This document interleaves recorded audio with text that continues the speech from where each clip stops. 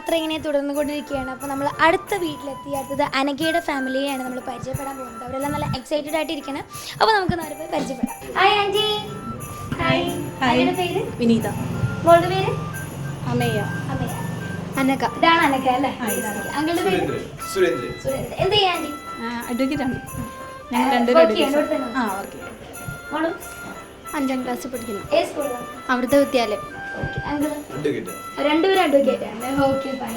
അപ്പോൾ ആൻറ്റി വിചാരിച്ചിരുന്നു ഇങ്ങനെ നമ്മുടെ സാന്റ വരും കൊച്ചു ഭയങ്കര സർപ്രൈസ് ആയിപ്പോയി. ആണോ? എക്സൈറ്റഡ് ആണോ? ആ, അതെ. ഓക്കെ. മോളിസോ? വിചാരിച്ചിരുന്നില്ല. അപ്പോൾ സന്തോഷമായി. ഞങ്ങളുടെ ആരെ ഏറ്റവും ഇഷ്ടം? ചേച്ചിനെ. സാന്റ ചമ്മി പോയി. അപ്പോൾ എനിവേസ് നമുക്ക് ഗിഫ്റ്റ് തരാം അങ്കിൾ. ആർക്ക് കൊടുക്കണം? അനക്കൊക്കെ കൊടുക്കണോ? പാരൻസിന് കൊടുക്കണോ? അനക്കൊക്കെ കൊടുത്തോ. പ്ലീസ് കൊടുത്തോ.